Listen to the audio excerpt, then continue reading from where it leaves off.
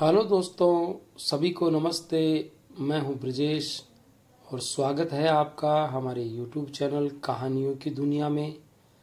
आज की हमारी कहानी हिंदी के महान कथाकार उपन्यासकार मुंशी प्रेमचंद द्वारा लिखी गई एक शौर्य गाथा है, रानी सारंधा की।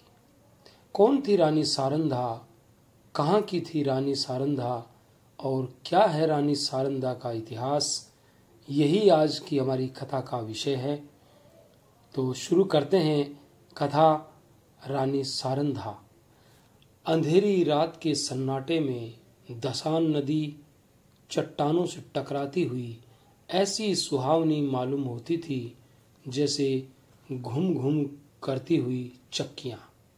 नदी के दाहिने तट पर एक टीला है, उस पर एक पुराना दुर्ग बना हुआ है जिसको जंगली वृक्षों ने घेर रखा है।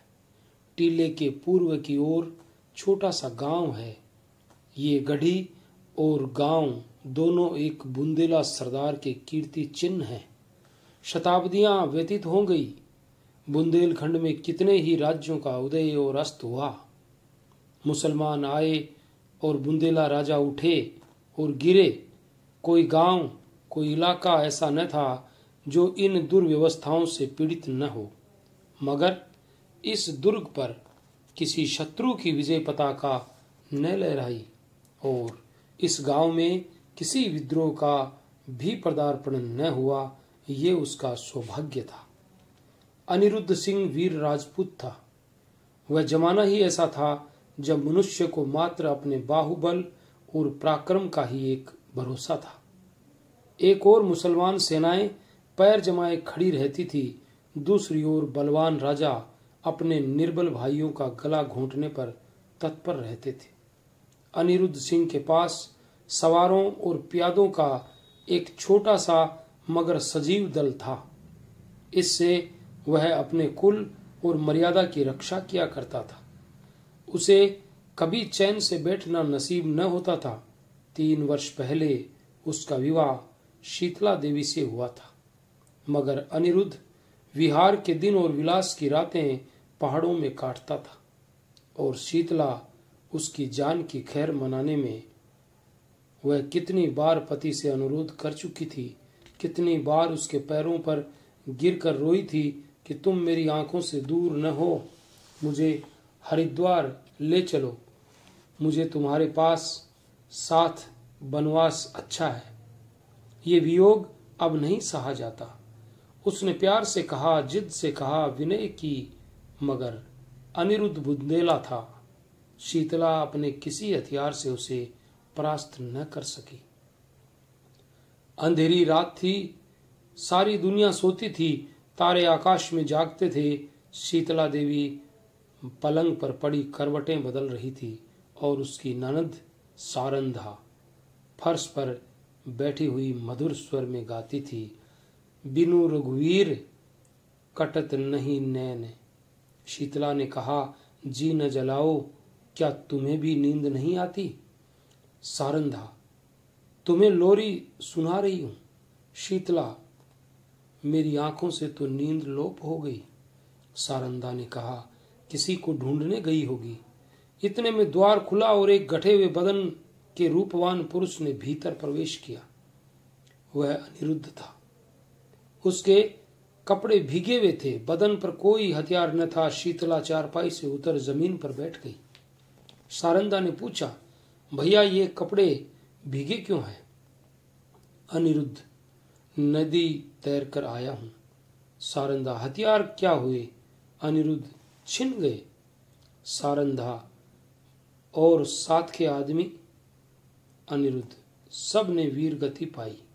शीतला ने दबी जबान से कहा, ईश्वर ने ही कुशल किया। मगर सारंधा के तेवरों पर बल पड़ गई और मुखमंडल गर्व से सतेज हो गया। बोली, भैया तुमने कुल की मर्यादा खो दी, ऐसा कभी न हुआ था। सारंधा भाई पर जान देती थी। उसके मुख से यह धिक्कार सुनकर अनिरुद्ध लज्जा और खेद से विकल हो गया। वह वीराग्नि जिसे क्षण भर के लिए अनुराग ने दबा लिया था फिर ज्वलंत हो गई। वह उल्टे पांव लौटा और ये कहकर बाहर चला गया कि सारंधा, तुमने मुझे सदैव के लिए सचेत कर दिया, ये बात मुझे कभी न भूलेगी। अंधेरी रात थी, आकाश मंडल में तारों का प्रकाश बहुत धुंधला था। अनिरुद्ध किले से बाहर निकला, पल भर में उस पार जा पहुंचा और फिर अंधकार में लुप्त हो गया। शीतला उसके पीछे पीछे किले की दीवारों तक आई, मगर जब अनिरुद्ध छलांग मारकर बाहर कूद पड़ा तो वह विरहणी चट्टान पर बैठकर रोने लगी। इतने में सारंधा भी वहां आ पहुंची। शीतला ने नागिन की तरह बल खाकर कहा, मर्यादा इतनी प्यारी है? सारंधा, हाँ। शीतल, अपना पति होता तो हृदय में छिपा लेती। सारंधा, ना, छाती में छुरा चुभा देती। शीतला ने ऐंठ कर कहा, चोली में छिपाती फिरोगी, मेरी बात गिरह में बांध लो। सारंधा, जिस दिन ऐसा होगा मैं भी अपना वचन पूरा कर दिखाऊंगी। इस घटना के 3 महीने पीछे अनिरुद्ध महरौली को जीत करके लौटा और साल भर पीछे सारंधा का विवाह ओरछा के राजा चंपत राय से हो गया। मगर उस दिन की बातें दोनों महिलाओं के हृदय स्थल में कांटे की तरह खटकती रही। राजा चंपत राय बड़े प्रभावशाली पुरुष थे। सारी बुंदेला जाति उनके नाम पर जान देती थी और उनके प्रभुत्व को मानती थी। गद्दी पर बैठते ही उन्होंने मुगल बादशाहों को कर देना बंद कर दिया और वे अपने बाहुबल से राज्य विस्तार करने लगे। मुसलमानों की सेनाएं बार बार उन पर हमले करती थी पर हार कर लौट जाती थी। यही समय था जब अनिरुद्ध ने सारंधा का चंपत राय से विवाह कर दिया। सारंधा ने मुंह मांगी मुराद पाई। उसकी यह अभिलाषा कि मेरा पति बुंदेला जाति का कुल तिलक हो पूरी हुई। यद्यपि राजा के निवास में 5 रानियां थी, मगर उन्हें शीघ्र ही मालूम हो गया कि वह देवी जो हृदय में मेरी पूजा करती है सारंधा है। परंतु कुछ ऐसी घटनाएं हुई कि चंपत राय को मुगल बादशाह का आश्रित होना पड़ा। वे अपना राज्य अपने भाई पहाड़ सिंह को सौंपकर दिल्ली चले गए, जहां शाहजहां के शासनकाल का अंतिम भाग था। शाहजादा दारा शिकोह राजकीय कार्यों को संभालते थे। युवराज की आंखों में शील था और चित्त में उदार था। उन्होंने चंपत राय की वीरता की कथाएं सुनी थी, इसलिए उनका बहुत आदर सम्मान किया और कालपी की बहुमूल्य जागीर उनको भेंट की, जिसकी आमदनी 9 लाख थी। वह पहला अवसर था कि चंपत राय को आए दिन के लड़ाई झगड़े से निवृत्ति मिली और उसके साथ ही भोग विलास का प्राबल्य हुआ। रात दिन आमोद प्रमोद की चर्चा रहने लगी। राजा विलास में डूबे, रानी जड़ाऊ गहनों पर रिझी, मगर सारंधा इन दिनों बहुत उदास और संकुचित रहती। वह इन रहस्यों से दूर दूर रहती। ये नृत्य और गान की सभाएं उसे सुनी प्रतीत होती। एक दिन चंपत राय ने सारंधा से कहा, सारन, तुम उदास क्यों रहती हो? मैं तुम्हें कभी हंसते नहीं देखता, क्या मुझसे नाराज हो? सारंधा की आंखों में जल भर आया। बोली, स्वामी जी, आप क्यों ऐसा विचार करते हैं? जहां आप प्रसन्न हैं वहां मैं भी खुश हूं। चंपत राय, मैं जब से यहां आया हूं मैंने तुम्हारे मुख कमल पर कभी मनोहारिणी मुस्कुराहट नहीं देखी। तुमने कभी अपने हाथों से मुझे बीड़ा नहीं खिलाया, कभी मेरी पाग नहीं संवारी, कभी मेरे शरीर पर शस्त्र न सजाए, कहीं प्रेमलता मुरझाने तो नहीं लगी। सारंधा, प्राणनाथ, आप मुझसे ऐसी बात पूछते हैं जिसका उत्तर मेरे पास नहीं है। यथार्थ में इन दिनों मेरा चित्त कुछ उदास रहता है। मैं बहुत चाहती हूं कि खुश रहूं, मगर बोझ सा हृदय पर धरा रहता है। चंपत राय स्वयं आनंद में मग्न थे, इसलिए उनके विचार में सारंधा का असंतुष्ट रहने का कोई उचित कारण नहीं हो सकता था। वे भौहें सिकोड़ कर बोले, मुझे तुम्हारे उदास रहने का कोई विशेष कारण नहीं मालूम होता। ओरछे में कौन सा सुख था जो यहाँ नहीं है? सारंदा का चेहरा लाल हो गया। बोली, मैं कुछ कहूं, आप नाराज तो न होंगे? चंपत राय, नहीं, शौक से कहो। सारंदा, ओरछे में मैं एक राजा की रानी थी। यहाँ मैं एक जागीरदार की चेरी हूँ। ओरछे में वह थी जो अवध में कौशल्या थी। यहाँ मैं बादशाह के एक सेवक की स्त्री हूँ। जिस बादशाह के सामने आज आप आदर से सिर झुकाते हैं, वह कल आपके नाम से कांपता था। रानी से चेरी होकर भी प्रशंसित होना मेरे वश में नहीं है। आपने ये पद और ये विलास की सामग्रियां बड़े महंगे दामों में मोल ली हैं। चंपत राय के नेत्रों पर से एक पर्दा सा हट गया। वे अब तक सारंधा की आत्मिक उच्चता को न जानते थे। जैसे बे माँ बाप का बालक माँ की चर्चा सुनकर रोने लगता है, उसी तरह ओरछे की याद से चंपत राय की आंखें सजल हो गई। उन्होंने आदर युक्त अनुराग के साथ सारंदा को हृदय से लगा लिया। आज से उन्हें फिर उस उजड़ी बस्ती की फिक्र हुई जहां से धन और कीर्ति की अभिलाषाएं खींच लाई थी। माँ अपने खोए हुए बालक को पाकर निहाल हो जाती है। चंपत राय के आने से बुंदेलखंड निहाल हो गया। ओरछे के भाग जागे, नौबतें झड़ने लगी और फिर सारंदा के कमल नेत्रों में जातीय अभिमान का आभास दिखाई देने लगा।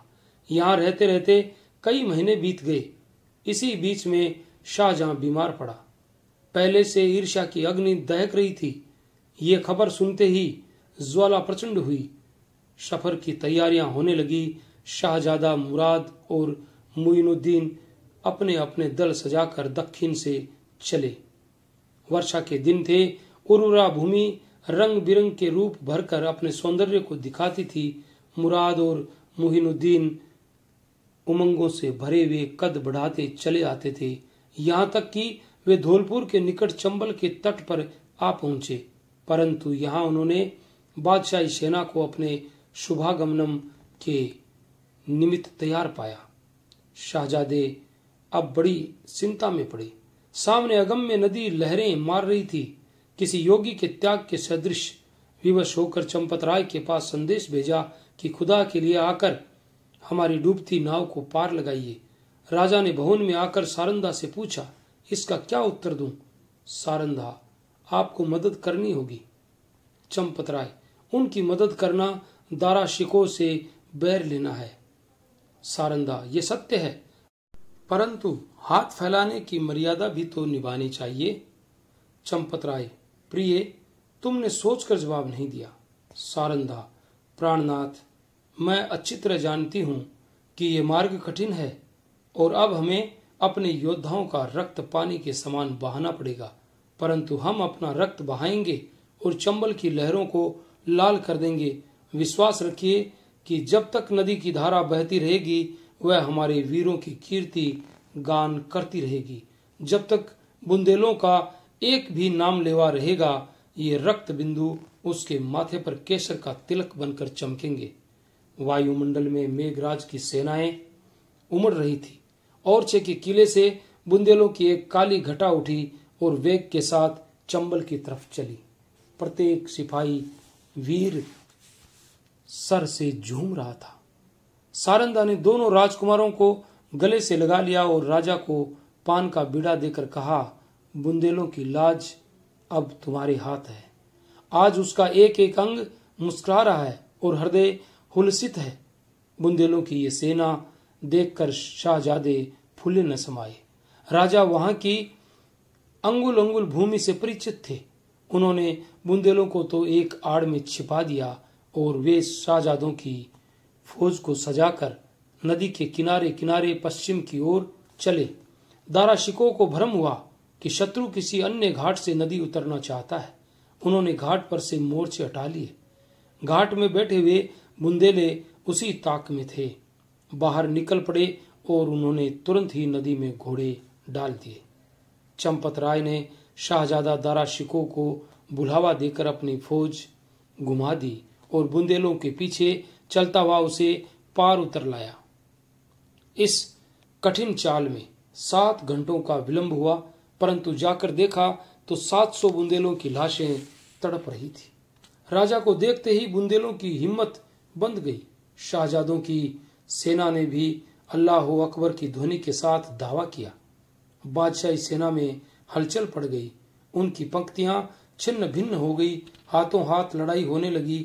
यहाँ तक कि शाम हो गई। रणभूमि रुधिर से लाल हो गई और आकाश में अंधेरा हो गया। घमासान की मार हो रही थी। बादशाही सेना शाहजादों को दबाए आती थी। अकस्मात पश्चिम से फिर बुंदेलों की एक लहर उठी और वेग से बादशाही सेना की पुश्त पर टकराई कि उसके कदम उखड़ गए। जीता हुआ मैदान हाथ से निकल गया। लोगों को कुतूहल था कि ये देवी सहायता कहां से आई। सरस स्वभाव के लोगों की धारणा थी कि ये फतेह के फरिश्ते हैं, शाहजादों की मदद के लिए आए हैं। परंतु जब राजा चंपतराय निकट गए तो सारंदा ने घोड़े से उतरकर उनके पैरों पर सिर झुका दिया। राज को असीम आनंद हुआ। यह सारंदा थी। समर भूमि का दृश्य इस समय अत्यंत दुखमय था। थोड़ी देर पहले जहां सजे हुए वीरों के दल थे, वहां बेजान लाशें तड़प रही थी। मनुष्य ने अपने स्वार्थ के लिए अनादिकाल से ही भाइयों की हत्या की है। अब विजयी सेना लूट पर टूट पड़ी। पहले मर्द मर्दों से लड़ते थे। वह वीरता और पराक्रम का चित्र था। ये नीचता और दुर्बलता की ग्लानिप्रद तस्वीर थी। उस समय मनुष्य पशु बना हुआ था। अब वह पशु से भी बढ़ गया था। इस नोच खसोट में लोगों को बादशाही सेना के सेनापति वली बहादुर खां की लाश दिखाई दी। उसके निकट उसका घोड़ा खड़ा हुआ अपनी दुम से मक्खियां उड़ा रहा था। राजा को घोड़ों का शौक था। देखते ही वह उस पर मोहित हो गया। वह एरा की जाति का अति सुंदर घोड़ा था। एक एक अंग सांचे में ढला हुआ, सिंह की सी छाती, चीते की सी कमर।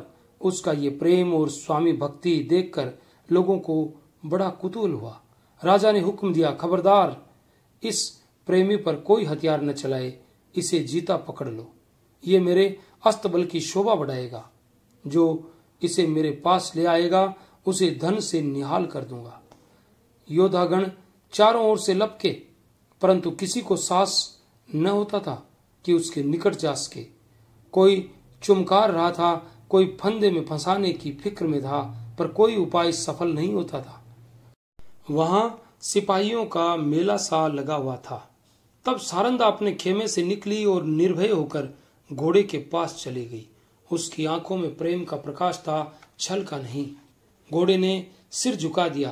रानी ने उसकी गर्दन पर हाथ रखा और वह उसकी पीठ सहलाने लगी। घोड़े ने उसके अंचल में मुंह छिपा लिया। रानी उसकी रास पकड़कर खेमे की ओर चली। घोड़ा इस तरह चुपचाप उसके पीछे चला, मानो सदैव से उसका सेवक है। पर बहुत अच्छा होता कि घोड़े ने सारंदा से भी निष्ठुरता की होती। ये सुंदर घोड़ा आगे चलकर इस राज परिवार के निमित्त स्वर्ण जटित मृग साबित हुआ। संसार एक रण क्षेत्र है। इस मैदान में उसी सेनापति को विजय लाभ होता है जो अवसर को पहचानता है। वह अवसर पर जितने उत्साह से आगे बढ़ता है, उतने ही उत्साह से आपत्ति के समय पीछे हट जाता है। वह वीर पुरुष राष्ट्र का निर्माता होता है और इतिहास उसके नाम पर यश के फूलों की वर्षा करता है। पर इस मैदान में कभी कभी ऐसे सिपाही भी आ जाते हैं जो अवसर पर कदम बढ़ाना जानते हैं, लेकिन संकट में पीछे हटना नहीं जानते। ये रणवीर पुरुष विजय को नीति की भेंट कर देते हैं। वे अपनी सेना का नाम मिटा देंगे, किंतु जहां एक बार पहुंच गए हैं वहां से कदम पीछे न हटाएंगे। उनमें कोई बिरला ही संसार क्षेत्र में विजय प्राप्त करता है, किंतु प्राय उसकी हार विजय से भी अधिक गौरवात्मक होती है।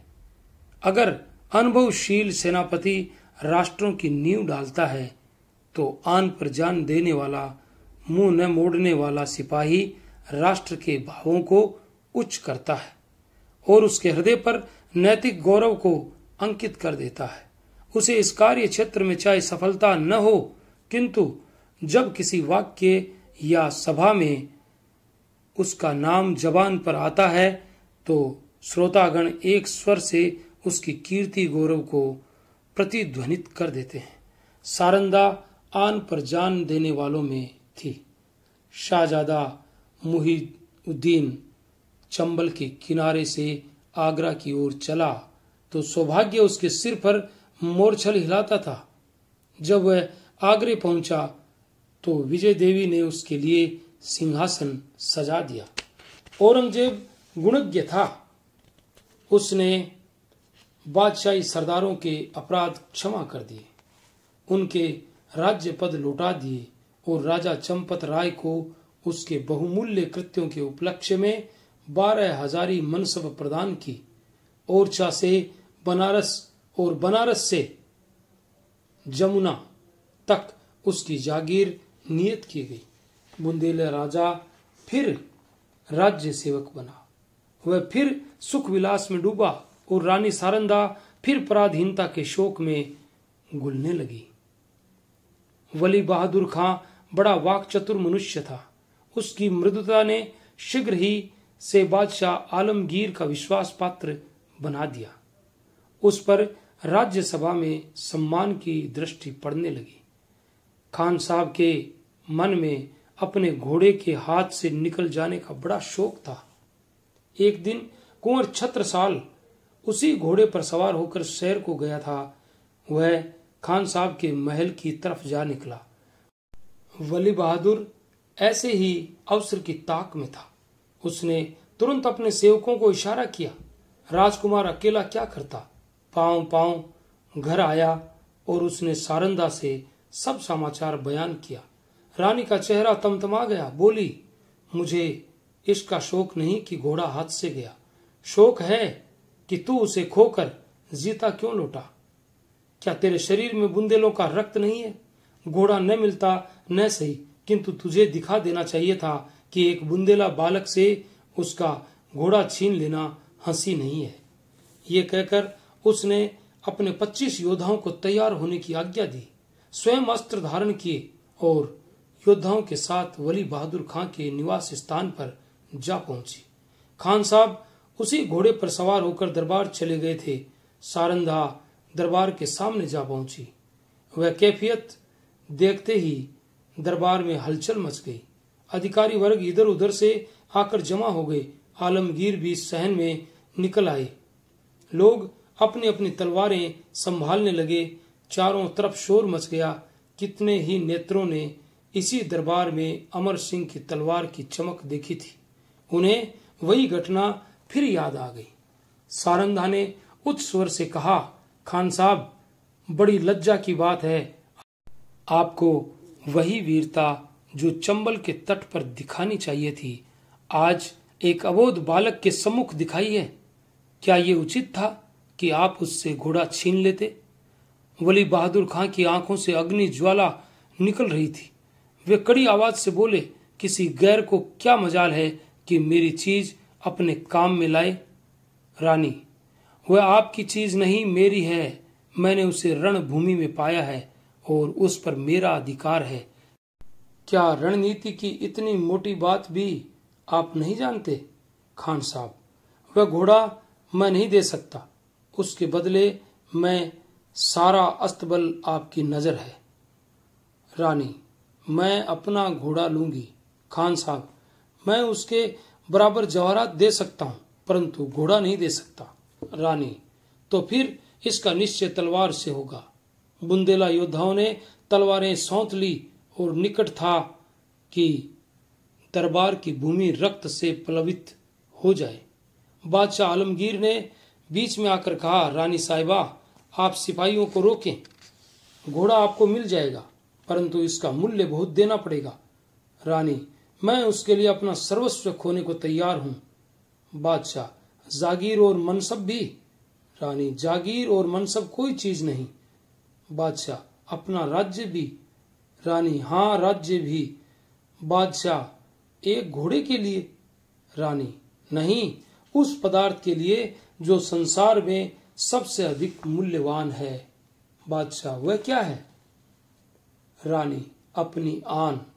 इस भांति रानी ने अपने घोड़े के लिए अपनी विस्तृत जागीर, उच्च राज और राज सम्मान सब हाथ से खोया और केवल इतना ही नहीं, भविष्य के लिए कांटे बोए। इस घड़ी से अंत दशा तक चंपत राय को शांति न मिली। राजा चंपत राय ने फिर ओरछे के किले में पदार्पण किया। उन्हें मनसब और जागीर के हाथ से निकल जाने का अत्यंत शोक हुआ, किंतु उन्होंने अपने मुंह से शिकायत का एक शब्द भी नहीं निकाला। वे सारंदा के स्वभाव को भली भांति जानते थे। शिकायत इस समय उसके आत्मगौरव पर कुठार का काम करती। कुछ दिन यहाँ शांतिपूर्वक व्यतीत हुए, लेकिन बादशाह सारंदा की कठोर बात भुला न था। वह क्षमा करना जानता ही न था। जो ही भाइयों की ओर से निश्चिंत हुआ, उसने एक बड़ी सेना चंपत राय का गर्व चूर्ण करने के लिए भेजी और 22 अनुभवशील सरदार इस मुहिम पर नियुक्त किए। शुभकर्ण बुंदेला बादशाह का सूबेदार था। वह चंपत राय का मित्र और सहपाठी था। उसने चंपत राय को परास्त करने का बीड़ा उठाया। और भी कितने ही बुंदेला सरदार राजा से विमुख होकर बादशाही सूबेदार से आ मिले। एक घोर संग्राम हुआ। भाइयों की तलवारें रक्त से लाल हुई। यद्यपि इस समर में राजा को विजय प्राप्त हुई, लेकिन उसकी शक्ति सदा के लिए क्षीण हो गई। निकटवर्ती बुंदेला राजा, जो चंपत राय के बाहुबल थे, बादशाह के कृपाकांक्षी बन बैठे। साथियों में कुछ तो काम आए, कुछ दगा दे गए। यहाँ तक कि निज संबंधी ने भी आंखें चुरा ली। परंतु इन कठिनाइयों में भी चंपत राय ने हिम्मत नहीं हारी, धीरज को न छोड़ा। उन्होंने ओरछा छोड़ दिया और वे 3 वर्ष तक बुंदेलखंड के सघन पर्वतों में छिपे फिरते रहे। बादशाही सेनाएं शिकारी जानवरों की भांति सारे देश में मंडरा रही थी। आए दिन राजा का किसी न किसी से सामना हो जाता था। सारंदा सदैव उनके साथ रहती और उनका साहस बढ़ाया करती। बड़ी बड़ी आपत्तियों में जबकि धैर्य लुप्त हो जाता और आशा साथ छोड़ देती, आत्मरक्षा का धर्म उसे संभाले रहता था। 3 साल के बाद अंत में बादशाह के सूबेदारों ने आलमगीर को सूचना दी कि इस शेर का शिकार आपके सिवा और किसी से न होगा। उत्तर आया कि सेना को हटा लो और घेरा उठा लो। राजा ने समझा संकट से निवृत्ति हुई, पर वह बात शीघ्र ही भ्रमात्मक सिद्ध हो गई। 3 सप्ताह से बादशाह सेना ने ओरछा घेर ले रखा। जिस तरह कठोर वचन हृदय को छेद डालते हैं, उसी तरह तोपों के गोलों ने दीवार को छेद डाला। किले में 20,000 आदमी घिरे हुए हैं, लेकिन उनमें आधे से अधिक स्त्रियां और उनसे कुछ ही कम बालक हैं। मर्दों की संख्या दिनों दिन न्यून होती जाती है। आने जाने के मार्ग चारों तरफ से बंद हैं। हवा का भी गुजर नहीं। रसद का सामान बहुत कम रह गया। स्त्रियां, पुरुषों और बालकों को जीवित रखने के लिए आप उपवास करती हैं। लोग बहुत हताश हो रहे हैं। औरतें सूर्य नारायण की ओर हाथ उठा उठाकर शत्रु को कोसती हैं। बालक वृंद मारे क्रोध से दीवार की आड़ से उन पर पत्थर फेंकते हैं, जो मुश्किल से दीवार के उस पार जा पाते हैं। राजा चंपत राय स्वयं ज्वर से पीड़ित हैं। उन्होंने कई दिनों से चारपाई नहीं छोड़ी।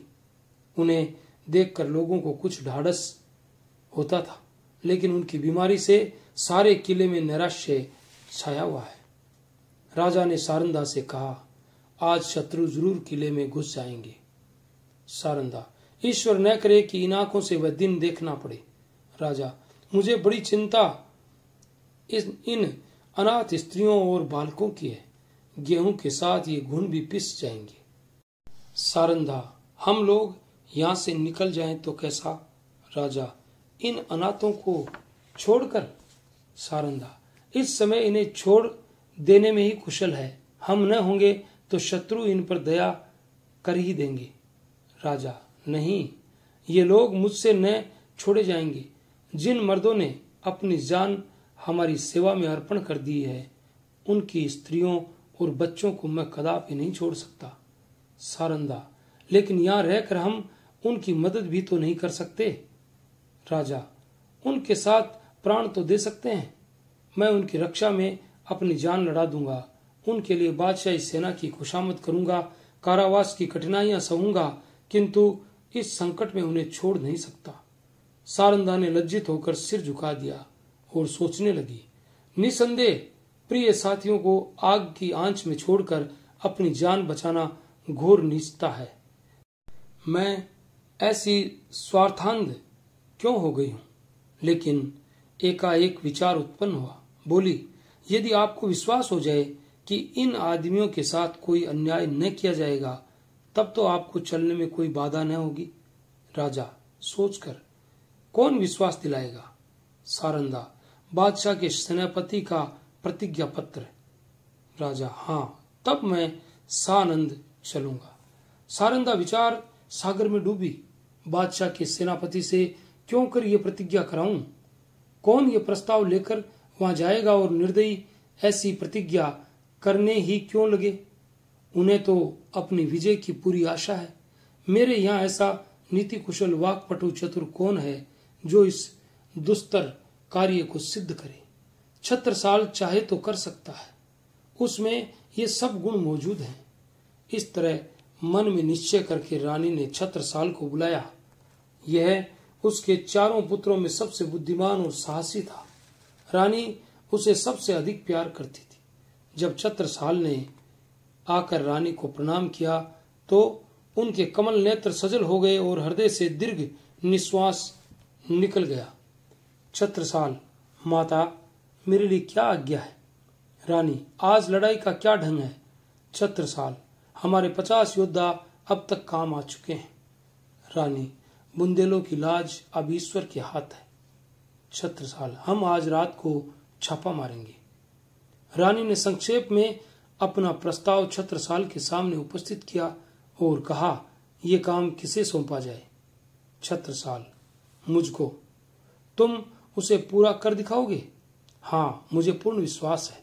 अच्छा, जाओ, परमात्मा तुम्हारा मनोरथ पूरा करे।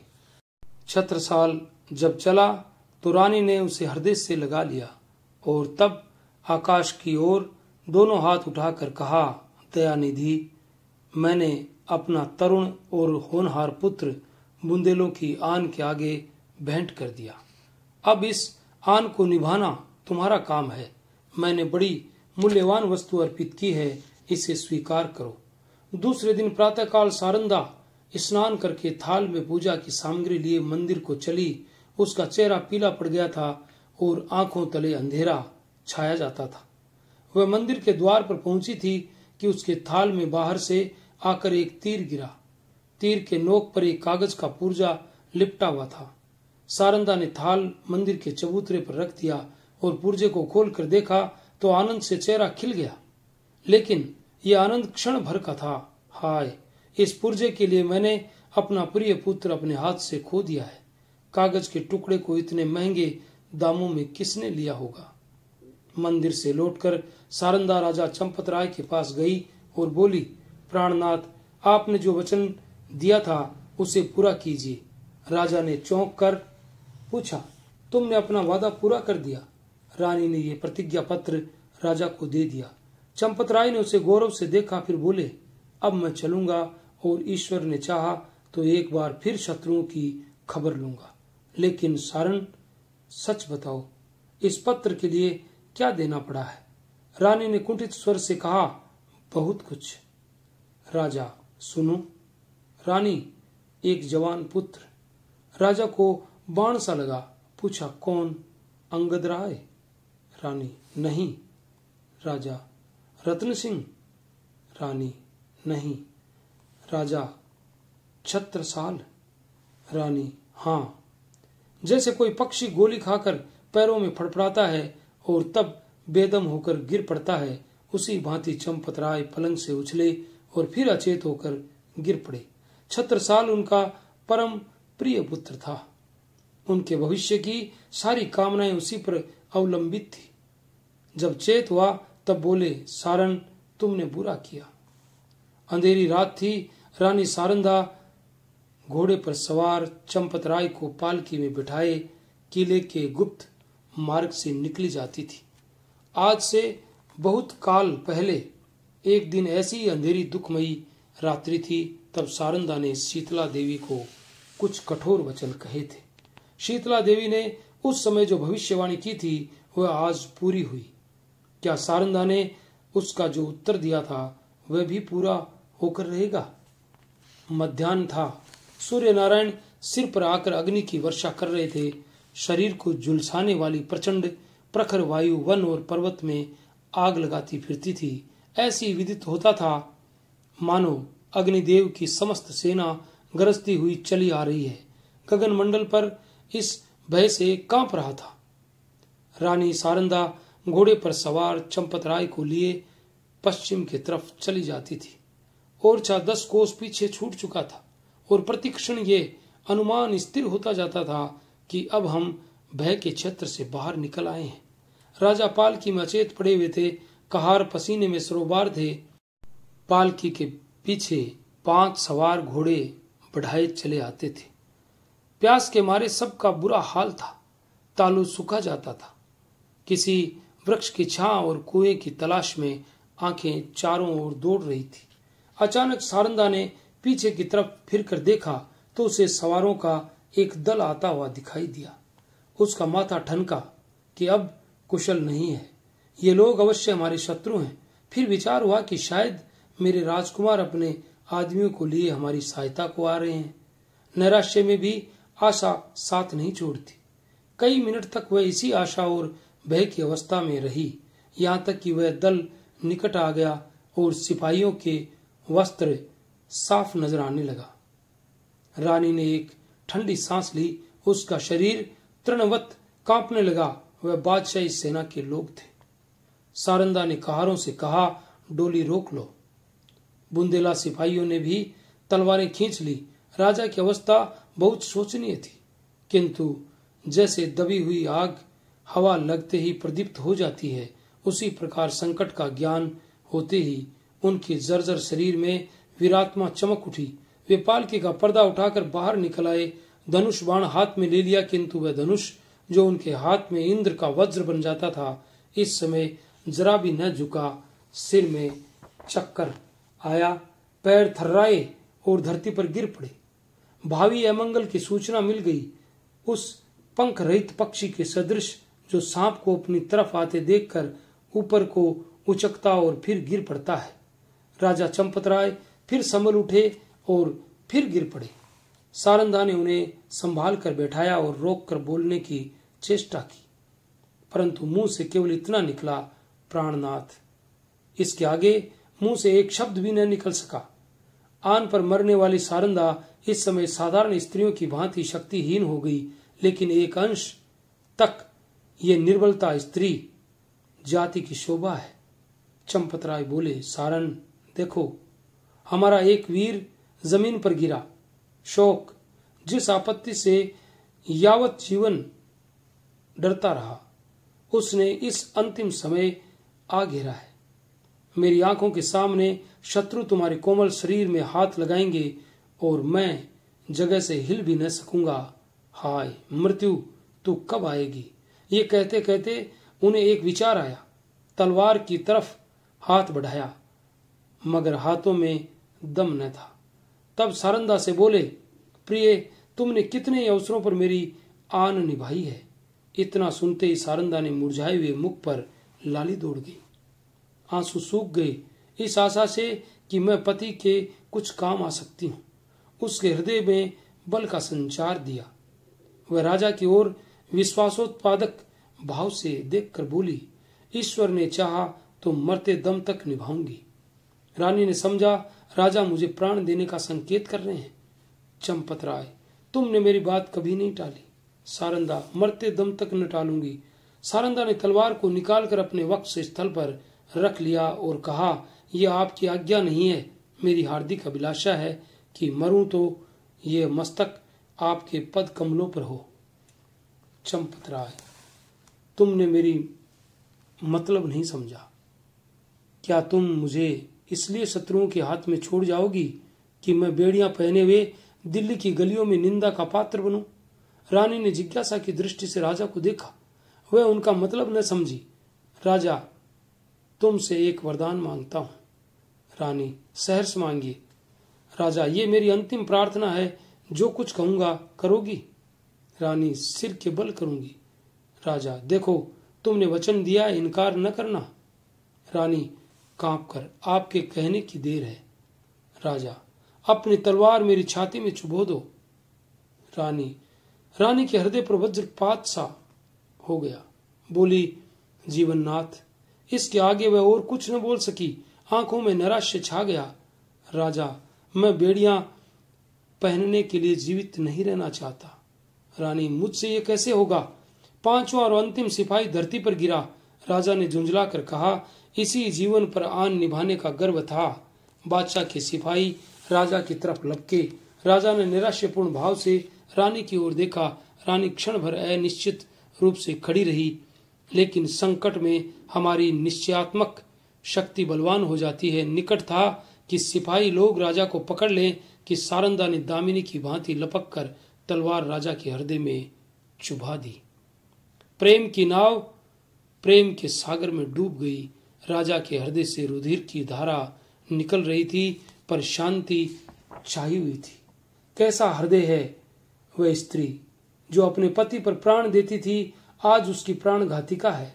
जिस हृदय से आलिंगन होकर उसने यौवन सुख लूटा, जो हृदय उसकी अभिलाषाओं का केंद्र था, जो उसके अभिमान का पोषक था, उसी हृदय को सारंदा की तलवार छेद रही है। किसी स्त्री की तलवार से ऐसा काम हुआ है? आत्माभिमान का कैसा विषादमय अंत है। उदयपुर और मारवाड़ के इतिहास में भी आत्मगौरव की ऐसी घटनाएं नहीं मिलती। बादशाही सिपाही सारंदा का ये साहस और धैर्य देखकर दंग रह गए। सरदार ने आगे बढ़कर कहा, रानी साहिबा, खुदा गवाह है, हम सब आपके गुलाम हैं। आपका जो हुक्म हो उसे बसरों चश्मे बजा लाएंगे। सारंदा ने कहा, अगर हमारे पुत्रों में से कोई जीवित हो तो ये दोनों लाशें उसे सौंप देना।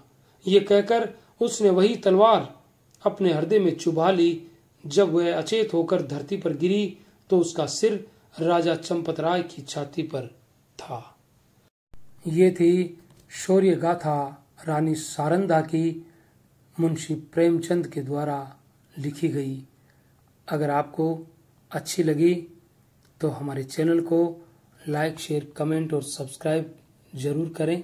और मिलते हैं कल किसी नई शौर्य गाथा के साथ। तब तक के लिए all the best. Thanks for watching.